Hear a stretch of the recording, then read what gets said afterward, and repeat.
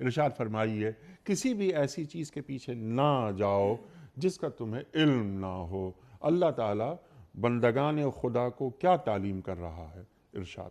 انیق احمد صاحب، جس طرح کہ آپ نے اپنے ابتدائیے میں بتایا، ان دو آیات مبارکہ میں 3 اہم موضوعات کے بارے میں اللہ تبارک و تعالی نے احکام ارشاد فرمائے ہیں۔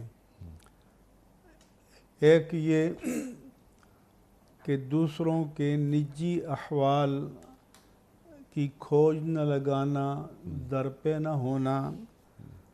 دوسرا یہ کہ اللہ کی بارگاہ میں جو جواب دہی اور مسئولیت ہے وہ بہت جامع ہوگی۔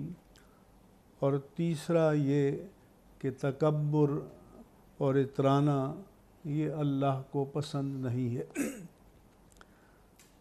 سو اللہ تبارک و تعالی نے فرمایا وَلَا تَقْفُ مَا لَيْسَ لَكَ بِهِ عِلْم۔